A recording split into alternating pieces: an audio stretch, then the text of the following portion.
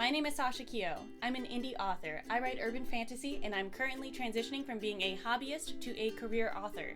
This is the author journey. Today we're talking about 5 tips to help you write your first draft faster. In a previous video, I talked about how I wrote my latest first draft, which is about 80,000 words, in a month. I'm here to tell you exactly how I did that. Here are 5 tips of how you can write your first draft faster. Tip number 1, write what interests you. This is going to be a short one. I'm going to reiterate that the best way for you to write faster is to write what interests you. Write the book that you would want to read regardless of genre or what publishers are snapping up right now. You can be the trend instead of chasing it. Tip number 2, set your boundaries. This is for friends, family, coworker, whoever would come between you and your precious, precious writing time. Let them know that, hey, this is priority number 1. They'll say, don't work so hard, take it easy, relax. It's like you're working non-stop. I'll take it easy when I'm dead, or this book is finished, whichever one comes first. Is that not how ghostwriting works? No? Yes, it looks like you're working all the time because you are, because this is important to you. You're not shunning your loved ones. You've just got your priorities in order and are acting accordingly. If you're not writing the book isn't writing itself. People not getting that, it's not about you at that point. It's about what they want from you. This will be harder for some than others. It wasn't that hard for me because I don't have a lot of close friends or family. So the family I have and the friends I do have, they totally get it, I hope. Tip number 3, meal prep. I don't hear this one ever, and maybe it's because people have had a better schedule than I've had, but up until last month, my work schedule was all over the place. Getting home at 9:30 at the earliest, a lot of times later than that. And I'd still have the writing that I needed to do, which means that I didn't have time to whip up a home-cooked meal. And y'all, I love to eat, and I love to cook because I love to eat, but priority number 1, remember?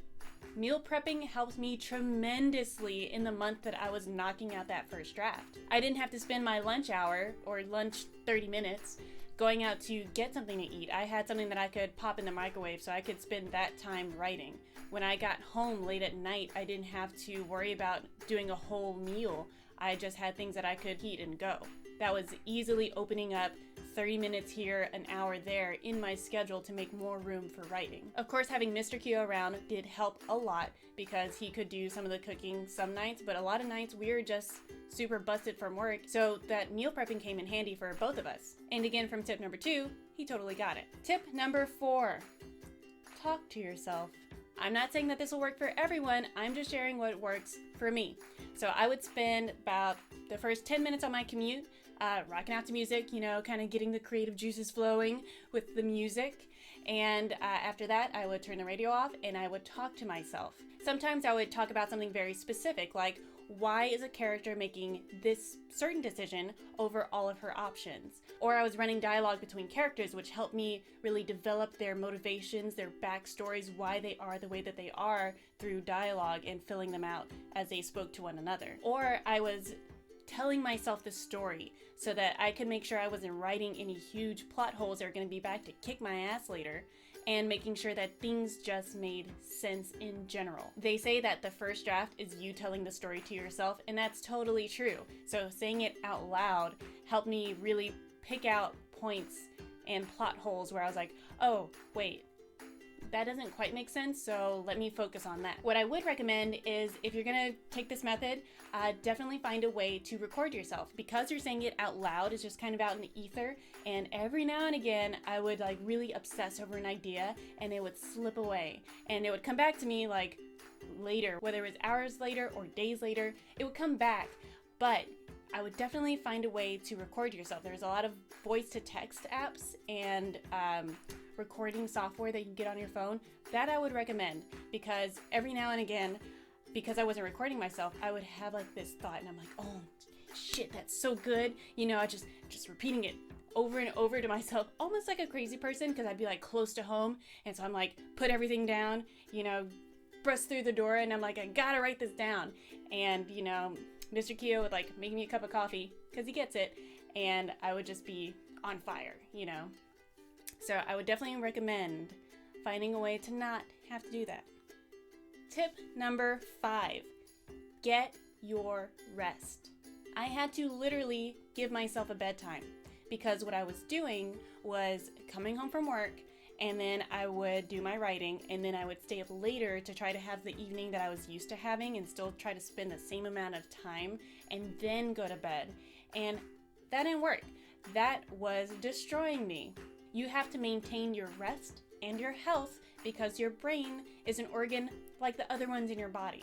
I didn't work out or anything like that the entire month that I was really intensively writing this first draft because, again, time crunch. So the least I could do was eat healthy with meal prep and get my sleep.